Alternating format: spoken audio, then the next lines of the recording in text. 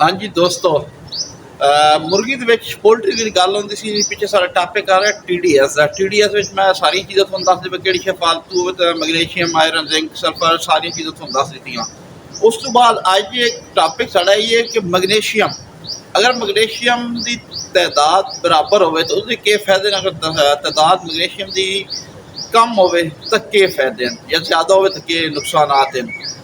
Magnesium basically magnesium ਵਾਸਤੇ ਤੁਹਾਡੇ ਮੁਰਗੀ ਦੇ ਜਿਹੜੇ ਮਿਨਰਲ ਨੇ ਉਹਨਾਂ ਨੂੰ ਐਗਜ਼ਾਈਮ ਅਸਾਬੀ ਨਿਜ਼ਾਮ ਜਿਹੜਾ ਹੈ ਉਹ ਬੜਾ ਬਿਹਤਰੀਨ ਫਿੱਟ ਰੱਖਦੀ ਹੈ। ਮੁਰਗੀ ਦੀਆਂ ਹੱਡੀਆਂ ਜਿਹੜੀਆਂ ਮਜ਼ਬੂਤ ਹੋਣੀਆਂ ਕੈਲਸ਼ੀਅਮ ਦੇ ਨਾਲ। ਅਗਰ ਇਹਦੇ ਵਿੱਚ ਇਹਦੀ ਮਿਕਦਾਰ ਜ਼ਿਆਦਾ ਹੋ ਵਜੇ ਤਾਂ ਉਹਦੇ ਵਿੱਚ ਦੋ ਚੀਜ਼ਾਂ ਸਭ ਤੋਂ ਜ਼ਿਆਦਾ ਅਹਿਮ ਹਨ। ਸਭ ਤੋਂ ਪਹਿਲੇ ਤੁਹਾਡੀ ਮੁਰਗੀ ਨੂੰ ਡਸਟ, ਯਾਨੀ ਕਿ ਦਸਤ ਲੱਗ ਵੈਸੇ ਉਸ ਤੋਂ ਬਾਅਦ ਡਾਇਰੀਆ ਸ਼ੁਰੂ ਹੋ ਵੈਸੀ, ਜਿਹਦੀ ਵਜ੍ਹਾ ਤੁਹਾਡੀ ਮੁਰਗੀ ਥੋੜਾ ਖਾਣਾ ਖਾਸੀ ਬਿਮਾਰ ਜ਼ਿਆਦਾ ਹੋਣ ਦੇ ਚਾਂਸ ਹੋਸੇ ਹਨ। ਤੇ ਨੈਕਸਟ ਵੀਡੀਓ ਜਿਹੜੀ ਹੈ ਇਨਸ਼ਾਅੱਲਾ ਤੁਹਾਡੇ ਮੈਗਨੀਸ਼ੀਅਮ ਕੰਮ करे, ਕੈਲਸ਼ੀਅਮ ਜਿਹੜੀ ਹੈ ਮੈਗਨੀਸ਼ੀਅਮ ਜਿਹੜੀ ਇਹਨੂੰ पूरा करने वास्ते क्या तरीका है, देसी तरीका कार ਤੁਹਾਨੂੰ ਦੱਸਾਂਗੇ ਇਨਸ਼ਾਅੱਲਾ। अगर वीडियो ਤੁਹਾਨੂੰ अच्छी लगे तो लाइक शेयर कमेंट सब्सक्राइब करो। मिलते हैं और किसी नेक्स्ट वीडियो।